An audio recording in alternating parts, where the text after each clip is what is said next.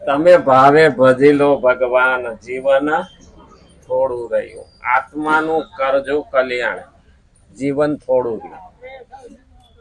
આપણને તો એવું લાગે છે કે હજી તો મારે બહુ જીવવાનું છે. આપણી પાસે કઈ કેટલા છે, કેવા છે, કેટલું જીવવાના છે, આપણી પાસે કોઈ દસ્તાવેજ નથી. ભાવે ભજી લઈએ તો બહુ થઈ ગયું. અને જેટલું ભાવે ભજ્યું ને એટલો ભાવ આપણામાં નિર્માણ થશે. અને એટલે કીધું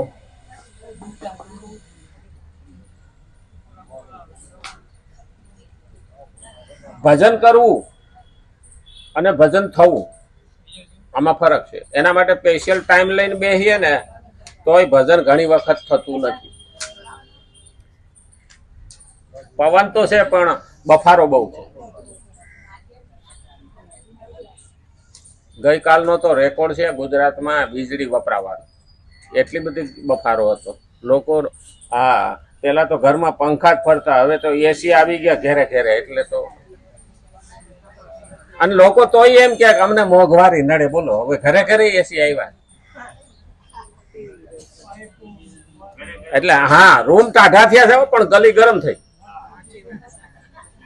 બધા એસી ની ગરમી છે ને, ગલીમાં આવે ને બહાર નીકળ્યો ને તો મોઢું દાજી જાય એવું આપણને લૂ લાગતી હોય ને એવું લાગે. કારણ કે વાતાવરણ બહારનું ગરમ થઈ જાય. અને એટલે કીધું શહેરમાં પોતાના બંગલા ટાઢા થયા પણ શહેર આખું ગરમ થયું.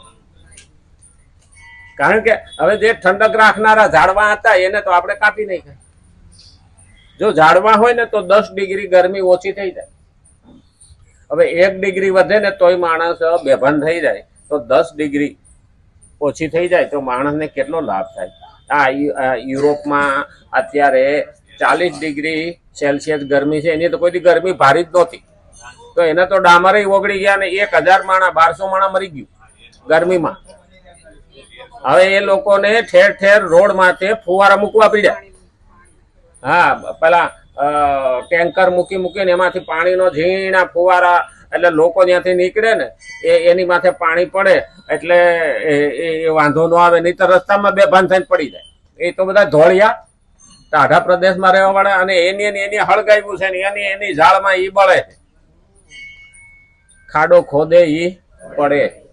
આની કહેવત આ છે કે એની ઔદ્યોગિક ક્રાંતિમાં બધા વાતાવરણને એટલું ગરમ કરી દીધું અને એટલો બધો ધુમાડો ને પ્રદૂષણ કરી દીધું કે અટાણે એને ભોગવવાનો વારો આવે. આપણે તો અમદાવાદમાં કે ભારતમાં એવું થાય ને તો એ લોકો ટીકા કરવા વાળા બહુ હતા.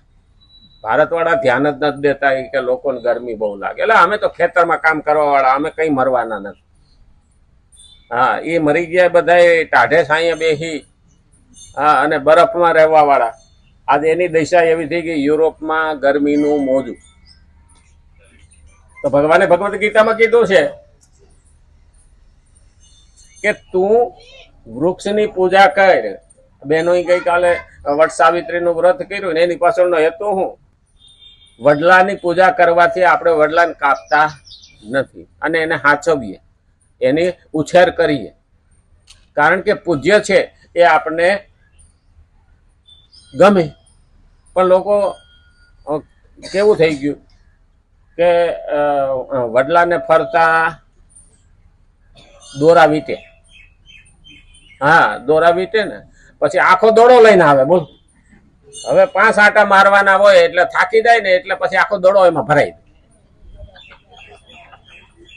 અમારે સ્વર્ગસ્થ તેજાભાઈ હતા ને ત્યારે અમે 2 થઈ અને એક વખત 1.5 મણ દોરા કાઢ્યા હતા વડલામાંથી કે આ દોરા હળશે ને તો થડ હળી જાય, તો વડલો ટરી જાય. હવે તો કોઈ કાઢે નોય કાઢે. હવે તો દોરાય પોલિસ્ટર ના આવી ગયા છે એટલે ઘડીકમાં હળે નહીં. અને એમાં ઝાડવા બળે છે. આપણને ખબર નહીં. પીપળાને ફરતે ભાદરવી અમા હે અને એમનામાં દોરા વીટે અને પછી વડલા નહીં એટલા બધા દોરા વીટે. અરે 5 હુતરના તાંતણા 5 આટા મારવાના હોય. હુતરના તાંતણા આ તો દડા મળે બહાર. ખિસ્સામાં રૂપિયા હોય કે માતાજી ભગવાન હાટું લઈ જાવ, એમાં હું લોભ કરો, આખો દડો લઈ આવ. બોલ, અને પછી આટા ફરવા વાળા થાકી જાય. એ કે હવે પછી દડો આખો ચડાવી દે. આ ઓલી પતાવટ ની ભક્તિ. સમજવું જોઈએ. હવે આ વટવૃક્ષ વટ સાવિત્રી વયું ગયો એટલે હવે દોરા કાપી નાખીએ તો વાંધો નહીં, કાં તો દાંતરડ્યું કાં તો ચપ્પુ લઈને તો એટલું વડલાનું રક્ષણ થશે. અને જેટલો વડલો, પીપળો, બીલી એ ઝાડવા રહેશે ત્યાં સુધી વાતાવરણમાં ઠંડક રહેશે અને પ્રાણવાયુ આપણને મળશે. પીપળાની પૂજા, તુલસીની પૂજા, બીલીની પૂજા, વડલાની પૂજા એ દરેકની પાછળનો હેતુ છે. ગાયની પૂજા, ગાયના છાણમાં ફાયદો, ગાયની ખરીમાંથી ઉડતી ધૂળનો ફાયદો, ગૌમૂત્રનો ફાયદો, ગાયના દૂધનો ફાયદો, ઘીનો ફાયદો, દહીંનો ફાયદો અને માખણનો ફાયદો. ગાયના બધા જ પંચગવ્ય પવિત્ર છે. પણ હવે એમાં આપણે ગાયો રાખતા નથી, કારણ કે હવે ખેતીમાં ટ્રેક્ટર આવી ગયા ને એટલે બળદની જરૂર રહી નહીં. નહીતર પેલા આપણે કહેતા કે હોંઘીના મોંઘા ને મોંઘીના હોંઘા. હા, આવું ગામડામાં કહેતા, હોંઘીના મોંઘા. હા, એટલે ગાય સસ્તી હોય, લેવા જાવ તો બહુ રૂપિયા ખર્ચવા ના પડે, પણ એનો બળદિયો લેવા જાવ તો મોંઘો, એટલે હોંઘીના મોંઘા. અને ભેંસ મોંઘી, હવે એનો ગગો પાડો એ સસ્તો, એટલે મોંઘીનો હોંઘો. હા, પાડાને બહુ હાંસવે નહીં, બહુ થાય તો સાઈસ પાઈ પાઈને એ જીવે ત્યાં સુધી રાખે. કુરુક્ષેત્રના મેદાન કોઈ જાવ ને તો ત્યાં પાડાથી ખેતી થાય. ત્યાં એક એક ઘેરે 50 ભેહું, 90 ભેહું નું ખાડું હોય, તબેલો. એ લોકોને એ બાજુ કુરુક્ષેત્ર, હરિયાણા એ બાજુ. પણ આપણે તો ભક્તિ કરવાની છે, ભાવે ભજી લો.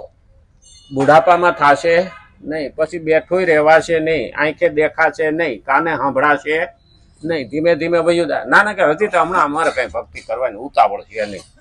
અરે કોને ખબર છે ક્યારે આપણો ફટાકીઓ ટેટો ફૂટી જાય અને કેટલાને રસ્તામાં શું સૂર્યા થઈ જાય. બોલો, આ આપણે દિવાળી માથે ટેટા ફોડતા હોય ને તો અમુકના ધડાકા થાય ને અમુકના સુર થઈ જાય, એટલે ખબર ન પડે બાપા વયા ગયા હુતા હુતા.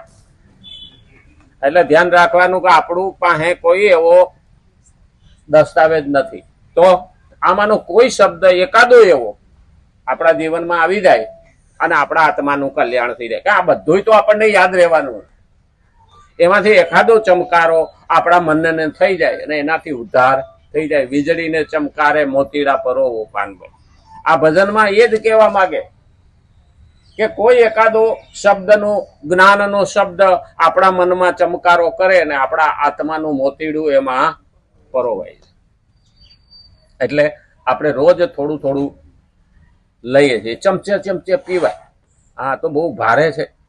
એટલે શ્રીમદ ભગવદ્ ગીતા 3 અધ્યાય 34મો શ્લોક આપણે જોઈએ છીએ. બહુ દિવસ, મહિનો થવા આવ્યો ને. હા, 25 દાડા જોઈશું. હવે આજે પૂરો થાય તો ઠીક છે, ને આવતીકાલે કરશું. 34મા શ્લોકમાં ભગવાન કહે છે, તારો સ્વભાવ સુધારવો કેમ? તારો સ્વભાવ સુધારવો કેમ? એટલે સ્વભાવને સુધારવો હોય તો મારે શું કરવું? તો ભગવાને આ બધાય આપણને હેતુ આપ્યા છે કે તારે આવી રીતે સુધારવો, તારે આવું જીવનમાં લાવવાનું અને આવું કરવાનું. એક એક શબ્દ જીવનમાં. સુખ દુઃખનું કારણ બીજાને માનવાથી જ રાગ દ્વેષ થાય છે. સુખ અને દુઃખનું કારણ બીજાને માનવાથી. હવે બીજો ના રહે. બીજો માનીએ તો સુખ દુઃખ ઉભા થાય, પોતાનો માનીએ તો સુખ દુઃખ ઉભા થતા નથી. મારું માનું તો બીજાને મારો કેમ માનું? આ એક પ્રશ્ન આવીને ઉભો રહીએ ને. અટાણે તો મારો એટલે આ મુસલમાનોમાં શું કે, तेरा और मेरा खून एक कलर है, तेरा और मेरा खून एक कलर है. તારું લોહી અને મારું લોહી લાલ રંગનું છે. ત્યારે ભગવદ્ ગીતા એવું કે છે, તારું લોહી બનાવનાર ને મારું લોહી બનાવનાર ભગવાન એક છે. હવે ભગવાન એક હોય તો પરમપિતા પરમાત્માનો અંશ એ પણ છે અને હું પણ છું, તો આપણે એના સંતાનો થયા. અને એટલે થોડુંક આમ ફેરવી નાખો. હાલો હાલો, ત્યાં સંભળાય સંભળાય છે ને? હા. એટલે સુખ અને દુઃખ આ અંદરથી આપણે માનેલા છે. બાકી સુખ અને દુઃખ જીવનમાં ખરેખર તો દિવસ નો હોય તો રાત ના પડે, અને રાત ના હોય તો દિવસ ના પડે. રાતની જરૂર છે અને દિવસની જરૂર છે. સુખ પણ જોઈએ ને દુઃખ પણ જોઈએ. નરા સુખ આવ્યા કરે તોય અબખે થઈ જાય, નરા દુઃખ આવે તો પણ અબખે થઈ જાય. બીજાને માનવાથી જ રાગ દ્વેષ થાય. અર્થાત જેને સુખ આપનાર માનીએ છીએ તેમાં રાગ થઈ જાય. જે મને આ વસ્તુ સુખ આપે છે તો એના તરફ રાગ થાય, અને જેને દુઃખ આપનાર માનીએ તેમાં દ્વેષ થઈ જાય. આ મને ગમતું નથી, એના તરફ દ્વેષ થાય.